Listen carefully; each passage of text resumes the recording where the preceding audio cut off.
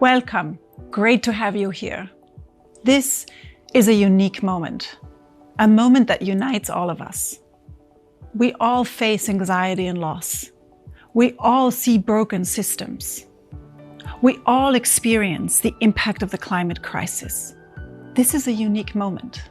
This is a turning point if we choose to make it one.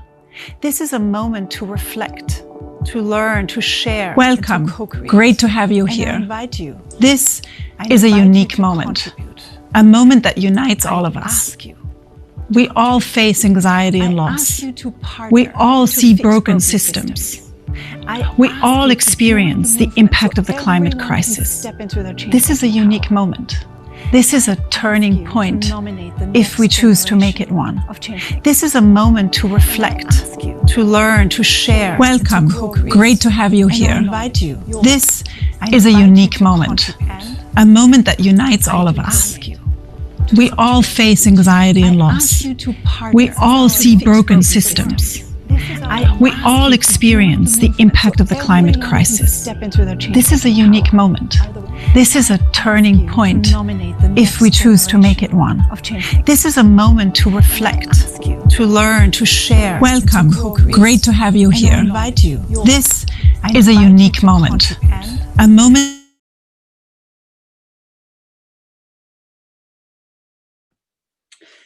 Welcome, everyone. In case you just heard an echo loop like myself, I think whatever technology does it. But here we are, and I warmly welcome you to this session, How to Raise Changemakers and Amazing Leaders. My name is Maria Ringler. I'm a member of the Global Leadership Group of Ashoka, and I'll be facilitating this session. And I would like to introduce you to our session coordinator, Michael Hagelmüller, who will tell you a few technical details that you need to know. Hello, also from my side. I'm really looking forward to the session. And I will be managing our chat over, on Swapcard. So if you have any questions or comments, please write them in the chat. And also we will have prepared some Mentimeter questions later on for you. So look out for links that I will post in the chat. I'm really looking forward. Back to you, Marie. Thank you. I have the immense pleasure and privilege to be speaking to two fabulous people today about this really important question of how to raise leaders for the new world. I am joined by Esther Wojcicki. She has been a teacher and journalist for over 50 years. She's the author of the book Moonshots in Education, and her program, journalism program at Palo Alto High School, has been, lauded as one of the best in the country and currently has 600 students.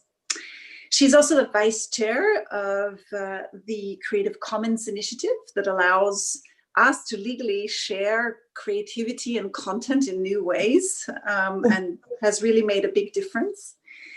And she's the mother of three amazing daughters, two of which are CEOs of two leading tech companies, and one of which is an epidemiologist. So she clearly knows something about teaching and being a great parent. Welcome, Esther. Thank you so much. And I welcome Alon Claric. He's a serial impact entrepreneur and has founded and co-founded and invested in over 25 businesses in 16 countries. And all of his businesses focus on impact. Two of his businesses are the largest doctors' platforms in India and Germany, something very timely these days, I guess. And another one example is Sky Plastics that works in the recycling context. He's also an Ashoka social support network member. He supports social entrepreneurs, not only through Ashoka, but also through his own investing portfolio.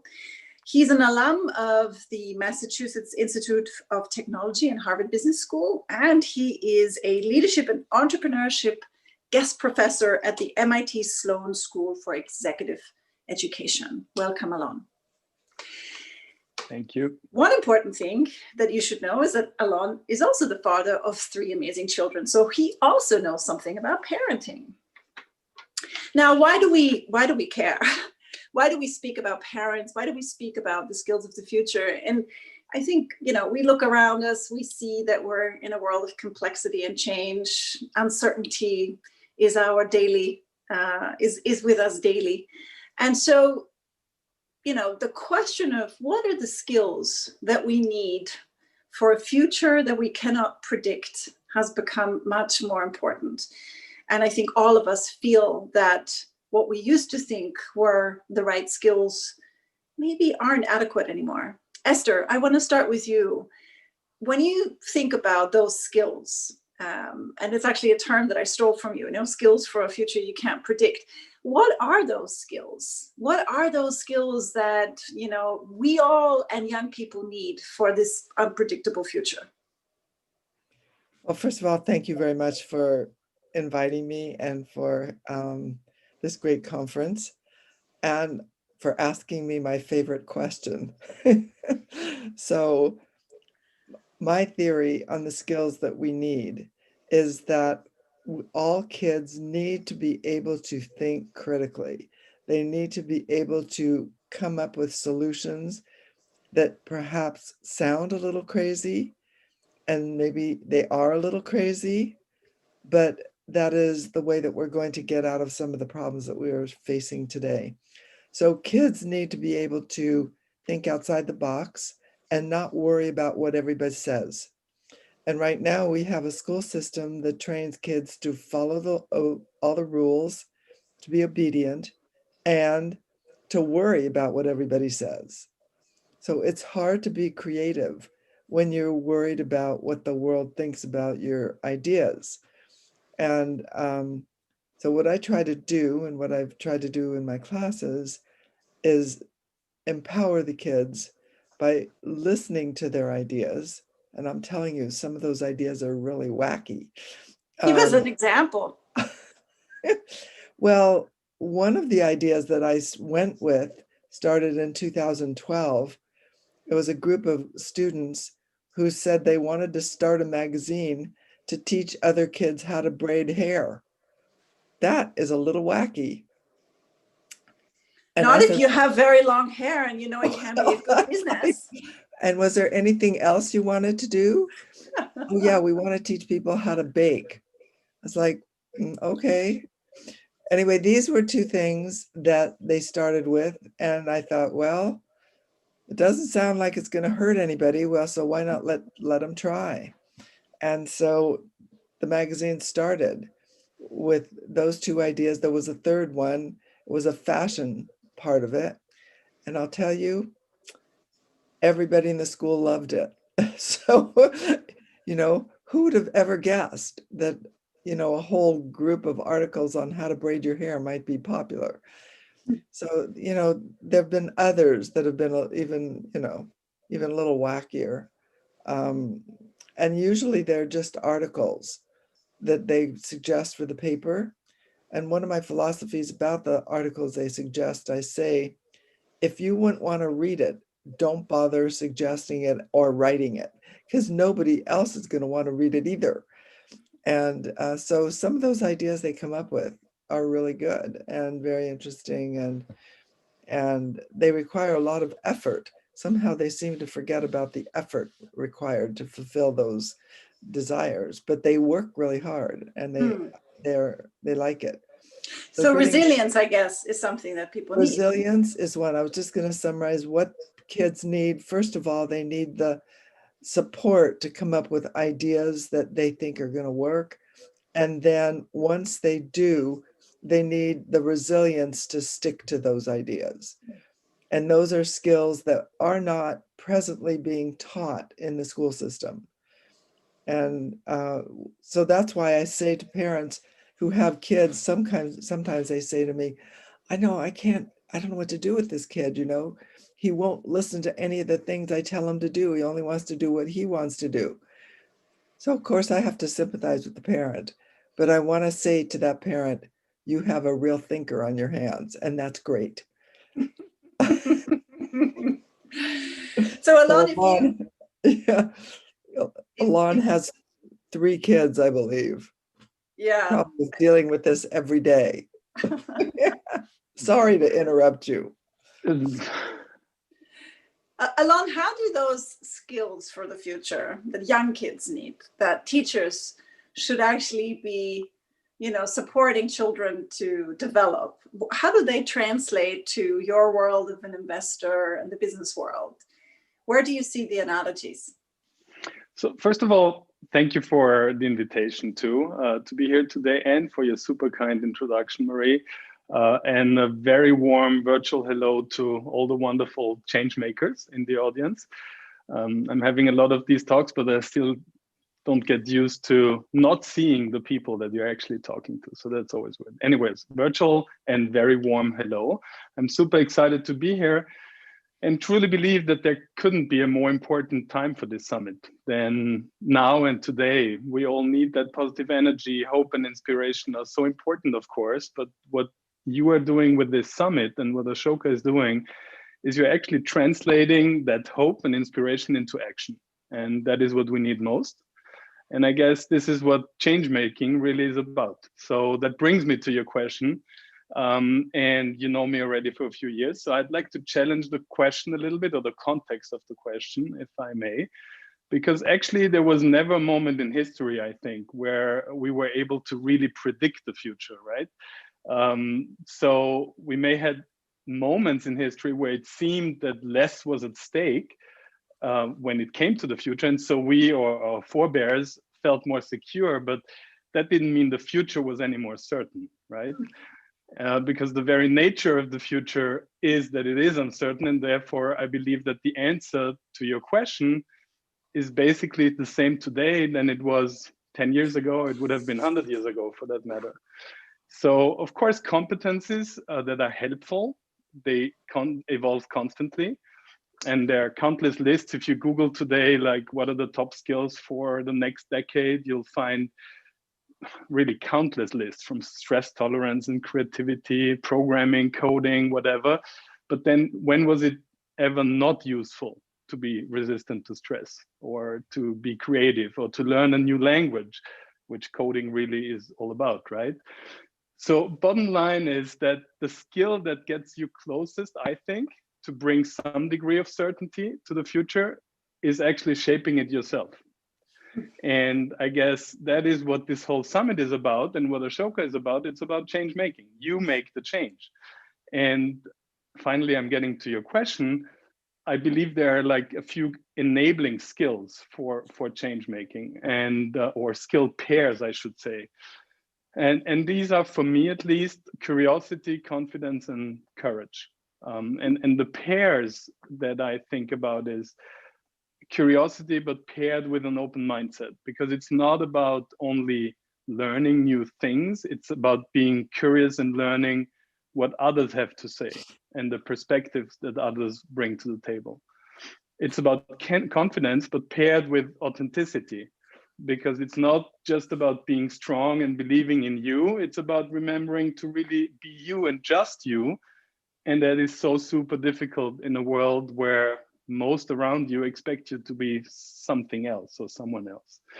And last but not least, it's the courage paired with an action mindset, because having the heart and guts and, to stand up for what's important to you, but not stopping at standing up, but having the drive to actually make things happen, to have an impact.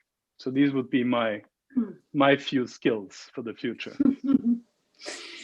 Michael prepared a Mentimeter for you in the audience to ask you what you think are the most important skills. And Michael is going to share it on the screen now. You just open up a website, menti.com, you type in the numbers, and then share your thoughts, what you think are the most important skills for a future that we can't predict. So I've just shared the link in the chat. So you just click on it and you wait for me to start the questionnaire.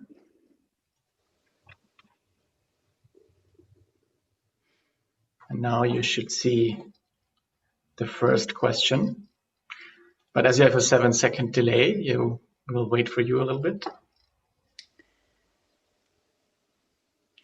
Esther and Alon, while we wait for people to share their thoughts, what would you say is maybe the most surprising skill that people could need? Like one of those overlooked skills that people never think about, but are actually really, really important. I'm thinking, wood carving.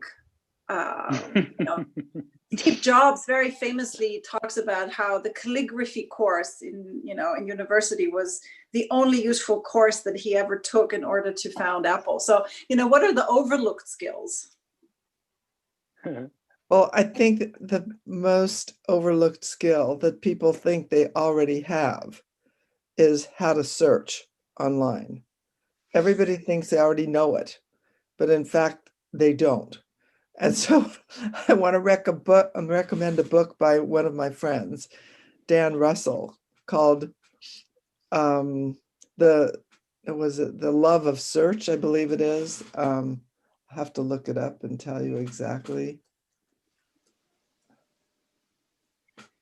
And is it sort of more of a technical skill that he's referring to, or is it more linked to this question of curiosity and learning? You know what it is? It's just incredible. It's called The Joy of Search. Mm. And, this guy, Dan Russell, his title at Google was User Happiness. And the reason he got that title is when you find what you're looking for on Google, you're happy. and so he was in charge of making sure that everybody at Google was happy, and or everybody in the world, honestly, was happy. So then he wrote this book, The Joy of Search, to help everybody find everything online. And it's a great book because, you can find things that you didn't even know you were interested in finding.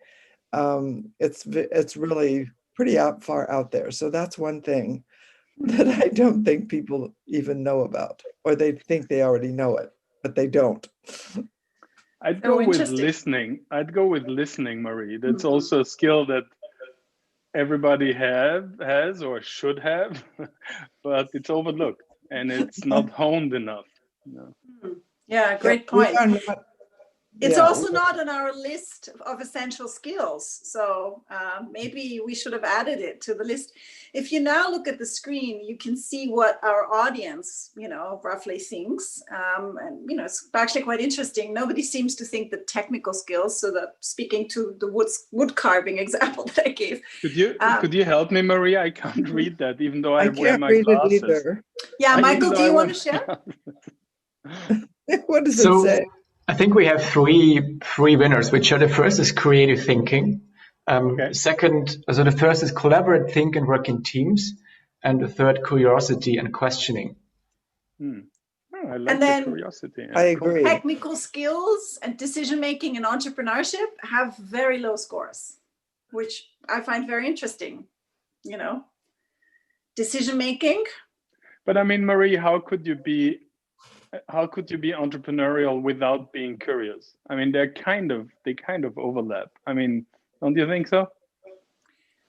Well, entrepreneurs implement what the curious people think about.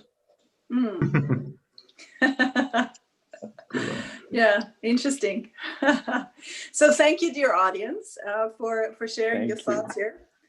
I want to dive into a few points here before we invite your questions back into the conversation.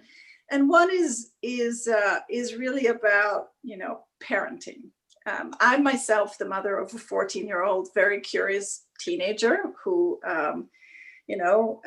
is a wonderful challenge in my life. But I think what I'm seeing as I think about sort of, this challenge of parenting is that there seems to be a lot of belief systems that maybe actually hinder us from being good parents.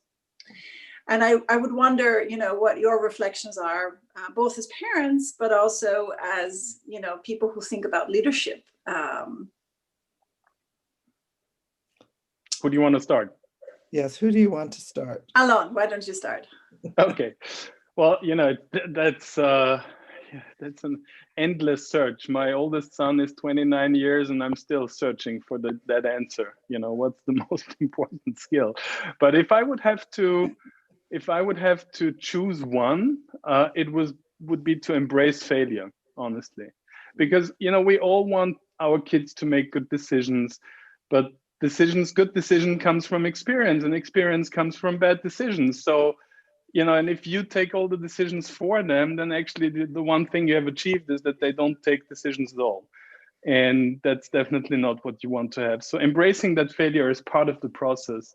That is what I would definitely choose as the answer. Esther, one of our participants in the chat commented that we didn't ask for empathy in this list of essential skills. Well, empathy is actually really important. And it's part, you know, they have this acronym that's in my book, How to Raise Successful People. The acronym is TRIC: trust, respect, independence, collaboration, and kindness. Kindness involves empathy, compassion, being able to understand somebody else, and what Alon just mentioned, listening, active listening, because that's also part of kindness. We all want to be heard. We all want to be listened to. And I think that that's actually really important. So I would like to, of course, since I came up with it, recommend my TRIC philosophy. So talk a little bit more about the TRIC philosophy. I mean, it sounds good, you know, sounds like almost like a book title, but you know, what does it mean in practice? So what it means in practice, so I used it in my parenting and I used it in my classes, and my classes turned out to be really well attended and popular. And it's because in your typical class, the teacher doesn't trust you at all. I found that out from my students, by the way. And they don't respect your ideas, because a typical teacher, you know, you're trained to not trust. You know, if you're late, they don't want to know why, you're late. And, you know, school is full of distrust, and that's why there's so many rules. So trusting your students, that's what I learned, was really mind shaking in many ways, because when you trust them and believe in them and respect them, they believe in themselves, and their self-confidence grows. And then they're willing to stand up and say what they think and not just say yes all the time. So, so basically I trusted them, respected them. I gave them a lot of independence. All decisions were collaborative, and I treated them with kindness. And it worked really well. And so I recommend that for all classes, all schools. You know, why don't we ask kids what they think of the class? I mean, did you know most of the classes, there's no surveys. That's just, you get what you get. So I always asked them what they thought. And, you know, by doing that, that shows that I respected their ideas and their opinions. So I'm personally obsessed with trust, right? Like, I believe that trust is the glue that keeps us together, and it's the foundation for any type of team to work together. But trust is something that we earn, right? And it's not a one-way street. So it's not just the teacher trusting the kid, it's also the kids trusting the teachers, it's the parents trusting the children, it's the children trusting the parents. So, you know, it's actually pretty hard, right? It's a lot of work. It's, you know, you put into relationships and focusing on the relationship more maybe than the actual content, even of the conversation with your children. How does that play out, Alon, when you think about, sorry. I'm telling you, you put your finger on something that's really important. So trust is earned. And so how I started that, it's the teacher has to take a leap of faith, because the rules and the way and the culture of the classroom comes from the teacher. You're in charge of that whole environment. So you have to take a leap of faith, and you have to explain Yeah, I'm and gonna also, I mean, isn't it like trust is binary, right? You can either trust. It's not like you can, like today I'll trust 10% and tomorrow I'll trust 20%. I mean, you trust. You take the decision to trust, period, and then that's how you trust. Yeah, but it can be really hard, right? Like, you know, I'm thinking of, you know, teenage kids telling you I'll be home by 2 a.m. and, you know, listen, all my kinds of children did interesting that to me things. too. But They're normal. But yeah, that's part of the learning They process. would I say mean, they'd be home at midnight and they weren't home on time. Excuse me. That was prior to the internet era. So, you know, there were no phones, so no cell phones. And they said that they were going to be home at midnight and they weren't there. You know, what are you supposed to do? Mm. It's kind of terrifying, to be honest. Mm. But, you know, you have to trust them. What I said to myself at those moments is I've tried to teach them all the most important skills. And now it's kind of like, now I've got to swim in the pool, right? I taught you how to swim and now you're going to be doing it. So it was hard. And also it was hard for me as a teacher to say, well, I'm going to trust you. But I started with little things, you know, I'm not going to ask you why you're late. I expect you to be here on time. And I just trust that you made the right decision. I mean, little things like that, when you build them up, they then make a big difference to the kids. And I mean, one of my students from last year, somebody asked him just last week, you know, what was so special about the class? And he said, well, I've heard that, you know, she was hands off and that she trusted her students, but I never really believed it until I saw it.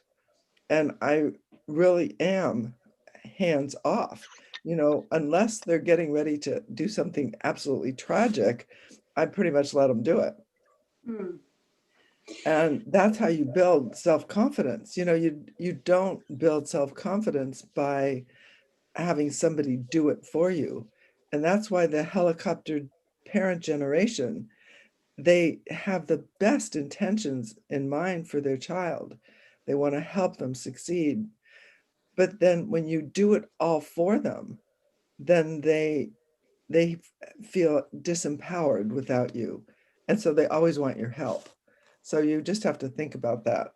And so, yeah, sorry, I've gone on to a tangent. No. But it's so interesting because I'm sure there is, you know, a bridge to the world of investing and your role as an investor. No, Alon. I mean, investing is a lot about building trust, and investors who don't trust can be horrible investors.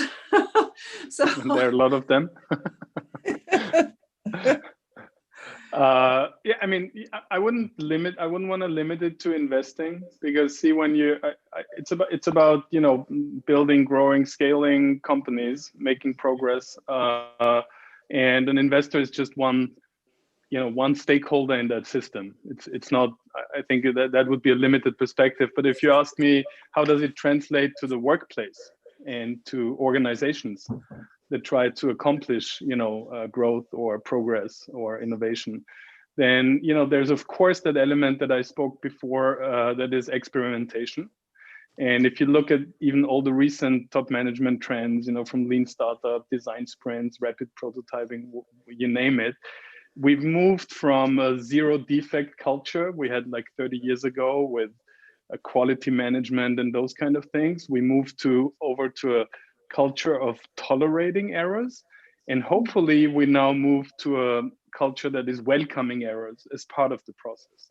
So that's one important translation, but there is an even more important element in my opinion that I'd like to stress, and that is that leadership becomes a team sport, really. And if you go back to our, you know, introductory question that you had, you know, about skills, and you know, as I said, I find it very hard to like pinpoint one or two or three skills, but the totality of those skills, and I love to give them the parenthesis of change making, if you put them all together, you'll find that very rarely, if actually never, all of these necessary skills are unified in one single person. So that superhuman that knows it all, does it all, it just doesn't exist.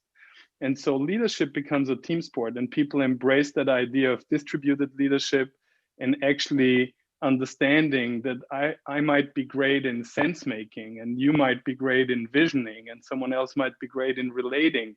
And all of these skills together is what actually determines your success. Yeah, I can follow up with that because I think leadership is really empowering other people to be their best. That's what a great leader does. And you have to believe in them and give them some support in order to make that happen. And we started out talking about the future and how we can, control the future. And there's this guy that was the Presidential Medal of Freedom Award winner. His name was Eric Hoffer. And he made this statement that I use a lot. It's called it says, the only way to predict the future is to have the power to shape the future. And so we just have to ask ourselves, do our kids have the power to shape the future? And if they don't, then we aren't doing the right thing. And that's what I'd like to do, is give them the power to shape a future that they think is important. And one of the most important things, of course, is the climate issue. I mean, we're all suffering from it. And who holds that power? And right now, I don't think that very many kids do. We aren't even listening. We have had a series of conversations today, both with Ashoka Fellows, very seasoned, social entrepreneurs, and young changemakers, typically between the ages of 14 and 18. And, there's a beautiful quote from one of those sessions where Reno, a young changemaker, said this morning, "Success for me is not solving problems, but making progress. Make progress to eventually be victorious. I sometimes gave up, but then I tried again, but did not get up, continuing on that road to victory." And I think it speaks to this question of trying, right? And being allowed and given the space to try and fail and learn, and then, keep on doing that. Right. That's what schools should be, right? And you should be able to do that in school. But right now, it's penalized. Whenever you make a mistake, you get a bad grade, and then you worry about where you're going to go in the future. I think school should be a place where it's okay to make mistakes until you get it right. And anyway, that's my theory. Marie, what you just mentioned reminds me of something that Deepak Malhotra said, the fantastic professor at HBS. And he once said to the outgoing class that the most important message for you I have, he said, is to quit often and quit fast. And that, I was puzzled because that sounded so un-Harvard-like and most importantly, so counterintuitive, but it's really true. Going back to kids, if your kid wants to play the guitar or play hockey, learn Chinese or dance ballet, but then doesn't really enjoy it after 5 lessons, whatever, well, then let her quit without guilty conscience, but with the reflection and learning instead. I think that's, the more often you quit and you find out something that doesn't work, like Reno just said, the more often, the closer you get to your goal. I think that's wonderful. Yeah. Michael, I want to invite you to maybe share a few questions from our audience. Sure. So what I found interesting, that there is some questions saying that there is a problem with trust, or it's sometimes difficult. For instance, Julia Reich is asking, can trust be normal? Why does it have to build up? Is not trusting the starting point of a relationship for all? And then we also have a comment that trust is impossible. Olga is saying that trust is impossible for some people because of the way they were raised or born. So what do you do in that case then? Yeah. It is true. There are cultures where trust is not valued. Well, trust just doesn't happen. And it creates a lot of problems. And so, I mean, trust and collaboration go hand in hand. You don't collaborate with somebody you don't trust. And so it's important for us to realize that trust has, long tentacles in all aspects of life. You are not in a very happy situation if you're surrounded by people you don't trust, if you work with people you don't trust. I mean, for cultures where trust is not inherent, those are cultures where there's a lot of policing and a lot of people enforcing the rules. My theory is that if you trust, then you don't have to be such a police state, because you can collaborate. And collaboration, when people come up with rules together and they work together in teams, everybody knows what the decisions were and how they were arrived at. And so then there doesn't need to be that much enforcement. And I mean, if you just compare some of the states where the governments in the world where there is no trust, you see a dictatorship, and where people are forced to do things that they probably wouldn't be doing otherwise. Of course, here in the US, we have chaos with the pandemic, and people get to do whatever they want to do. Yeah, I'll wear a mask. No, I won't wear a mask. No, I will not socially, whatever. So it can go to the other extreme also. But I mean, I would differentiate between. situation. Sorry. I But was I just would gonna say- differentiate. Sorry, we have this delay. I'm sorry. Yeah, you're a little delayed. I see that. Sorry. Not in real life, Alon, just on camera. So now what I wanted to say is I think there is a difference to be made between trusting the system or a system and trust that is established between two individuals or a small group of individuals. And there is a big difference. Obviously, if you're in a dictatorship or in a policey type of society, it's very hard to trust the system, obviously. But I think on a smaller level, trust just is a decision to a certain extent.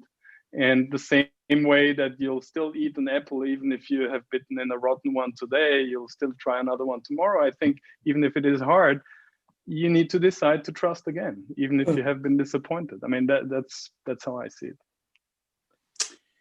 There's a really wonderful and fabulous Ashoka fellow in the US, Megan Marcus, and I learned a lot from her, because she talks about how attachment theory, coming from sort of psychological science, and the bonds that we create both in our classrooms, in our social settings, in our families and communities, are a key to our ability to learn.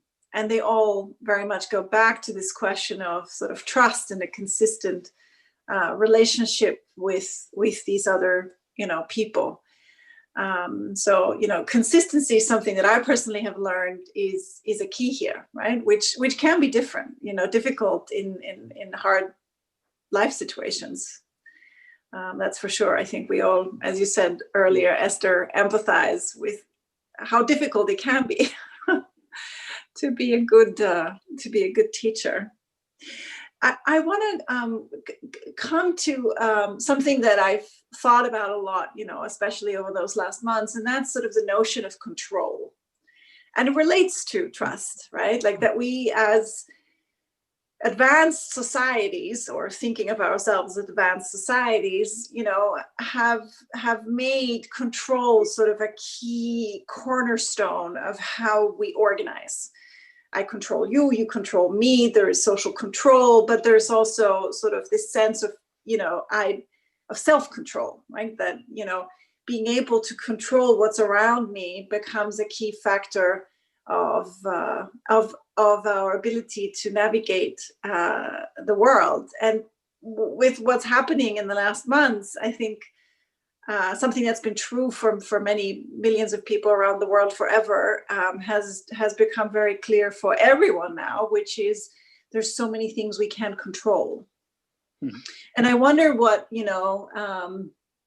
being a teacher to, future leaders tells us about sort of this notion of, control. Whom do you want to answer first? How about you, Alon? Okay.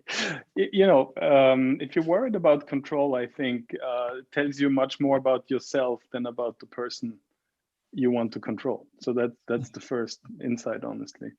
And I mean, I'm not a teacher, as there is, but I would say a teacher or mentor, or whatever, or leadership developer, you want to tell your kids or your team members where to look. You don't want to tell them what to see. And so, of course, there is, especially in an organizational setting, you need to look at results. I mean, there are KPIs and there are financial results, and we shouldn't, just forget that. But there is one, control has a very specific connotation to it. And I would say jointly reviewing and learning from results has a different approach to it. So again, it's about where to look and what to focus on, not what to see there. That would be my view. So I think Machiavelli wrote the book that talks about control hundreds of years ago, The Prince. Mm-hmm. And I can tell you that it's still relevant today, and that everybody wants control. Everybody. And one of the problems in the public school system is that the teachers are in total control and the students have no control. And so one of the things I've been trying to do for a long time is to say, let's give kids some control of their learning, just a little bit. And it's been very difficult to do that, because if you look at the whole system, down from the superintendent to the principal to everybody, the curriculum is controlled. What you learn is dictated by the state. And then if you, the teacher, are in a position to say, I'm going to give you some control of your learning, well, then are you following the curriculum? And a lot of the principals will say, you're not doing what you're supposed to do. You were hired, to teach these kids, and this is the book, here's the curriculum, here are the tests, and now you should go do it. So I was a bit of a rebel, and I said, no, I'm not going to do that. And of course, I followed most of it, but I always gave kids some control. I think that is still an issue today. Who controls what learning is all about, and who controls what you learn? And so there's schools out there today that want to focus on creativity. And so they're giving kids more control. And if you think about Sir Ken Robinson, the famous TED speaker, he says schools kill creativity because they're in their control state places. They're places where control is. And you cannot have creativity as long as everybody's controlled all the time. So we have a little bit of work to do out there to see what we can do. But I started a company for kids, actually, just this past summer with a former student. And it's called Tract, TRACT.app. And it's curriculum, or basically learning paths made by kids for kids. It's the only place on the web that we've got anything like that. And I invite you to come and, check it out. My goal is to try to empower kids. And that's what this Tract program is trying to do. And to embed, of course, trick. Goodness, how did I come up with trick and tract? That sounds like a Disney movie. It does. But anyway, I didn't come up with tract. The CEO did, Ari Memar. He's my former student. He graduated in 2006. And now he's doing, he's CEO of this company, which is actually pretty exciting. Great. So, yeah, so that's about control. If you just think about it, everybody wants to be in control. And, the parents want to be in control. The kids want to be in control. That's where the conflict comes. Control. Yeah, we all go back and read Machiavelli. He said it 500 years ago. I I want to contrast that, Alon, with something that you wrote in one of your blogs a few weeks ago, which was, you said, let's make this moment of the pandemic, sort of this global experience of the pandemic, let's make it our Monsters, Inc. moment, and find smarter, better, and more sustainable and fun ways to achieve our goals. Can you talk about that a little bit? Yeah, sure. So a question to the audience first is, who saw and remembers the Pixar movie Monsters, Inc.? Because otherwise the notion of the Monsters, Inc. moment doesn't really make any sense. So for those that haven't seen the movie or don't remember it, it's that animation movie from Pixar where an energy company basically makes money by scaring kids with monsters, and the screams of the kids when they're scared by these monsters creates energy, and actually that's how they make money. And then the Monster Inc. moment for me is when that company realizes that actually when they make the kids laugh, they actually generate even more energy, and then they kind of switch strategy, and the monsters kind of make jokes, the kids laugh, everybody wins, the company even makes more money. So that's the Monster Inc. moment, that you can actually have different perspectives on different situations. And I'm not by any means saying that the pandemic is a joke or a laughing matter, of course, but I do think it gives us the opportunity to look at certain things from a different perspective. Whether it's, and just a few minutes before that session, Marie, we just talked about the airline industry and travel as a whole, revisiting how we are approaching travel, and do we really need to fly around the world for a one-day meeting? But other things that are really cool, like for example, Apple and Google just working together, the big rivals working together for contract tracing apps, or pharmaceutical companies joining forces to accelerate the development of drugs. And I think those are the moments where you can actually take a step back, and a little bit it relates to control, I think.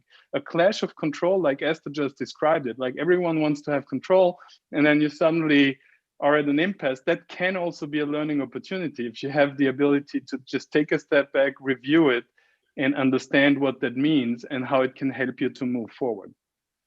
So the question is, what is your Monster Inc. moment? Just take a step back, look at what you have done differently in those past few months, and what is it that you really want to keep? What was the most surprising, positive insight that you have? And even though the time might have been terrible and horrible, but I am absolutely sure there was something positive about it too, and that is your Monster Inc. moment. You should act on it. Thank you. So, That's so go I ahead. just want to say that this pandemic has disrupted everything. And so whatever moment we might have thought about, 6 months ago or 8 months ago is totally different today. And just like you said, the airline industry has been disrupted. The travel industry has been disrupted. Who wants to go on a cruise now after those stories about being on a boat, right? And school has been completely disrupted. It's shocking. And these are opportunities that we can use to make change. So you're talking about change makers. These are huge disruptions. And so the change makers should have this opportunity to rethink how we do this, how we have meetings. And as Alon was saying, I was flying across the country to give a talk for, 40 minutes or an hour. It was 5 hours one way, 5 hours the other way. Plus I had to spend all this time in a hotel and everything for 40 minutes, right? So maybe I want to rethink what I'm doing, and maybe other people do too. And the school system, maybe we should be using tech more effectively in the classroom, which I've been trying to do for a long time for a lot of teachers. And this is perhaps an opportunity to rethink that. So we have to empower those change makers to come up with all those ideas that are going to make a difference. Do you have one thing that you hope for that will change because of what we're all living through right now? Well, I hope that tech will be more effectively utilized in the classroom. It was not effectively utilized. People used to say they were using tech when in fact that what they did is have a textbook online, the same book, but just online. That's not using tech. So using tech, you know, as I said earlier about the power of search, if you know how to find information yourself and you can share it with your friends and you can collaborate, that's going to make a big difference. And then the teacher doesn't have to lecture the whole time. And it's also part of the whole trust module, trust thinking. You trust the kids to come up with some of the information themselves instead of you telling them. So there's a company in Germany called Siemens. It's a big company, and they changed the way they're in their entire structure where they're of the workplace. And what they're doing is they're focusing just on the product that the team comes out with and not focusing on micromanaging the employees. So they've decided, and they put it in so many words, we're focusing on trust. We're going to trust our employees to work the best they can work, whatever hours they want to work. If you want to work, from midnight to 9 o'clock in the morning, whatever, you do that. But what they're looking for is what the output is and how well you collaborate. I think that's a big change. Yeah, let's hope that they succeed. Alon, what's the one thing that you hope will change because of what we're living through? As you know, I usually say hope is not a strategy, so I'm not so much of a hoper. Okay, what are you going to do? Alon, tell us what to do. But what I am really working for and trying in everything I do, whether it's when I teach classes or in my companies or with my kids, with my friends, I really want to have everyone think about impact that he or she has, not only entrepreneurs, because everybody, basically, entrepreneurship, is a little bit mistaken often. It's kind of, an entrepreneur is someone that runs his own business. That's better described as being an owner. I think being entrepreneurial is more of a mindset. It's about understanding what's important to you and pursuing what's important to you and inspiring others to do the same, and basically creating that sense of urgency to actually make change. And that's what I'm really trying to do. Everybody understanding that everyone has that entrepreneurial energy. Everybody can be that change maker. And that's really what will make the change that we need to see at the end of the day. So when we prepared this session, Esther said something very wise. She said, let's hope this is not one of those conversations and people will be, just listening in, and then they'll go home inspired and change nothing. So in the spirit of that, not only did I ask you what you want changed, and hopefully you'll work for that, but also we're asking you, dear audience, what is, a personal commitment that you're taking from this session? You share in one word or a sentence, and this is really for you, not so much for all of us, but I think it sort of changes the dynamic of a conversation typically. So we're going to share our Menti slide again. Yes, Michael. I will again post the link in the chat, and you just click on the link and then you will see right away the new question. And then you can type in what is your next step.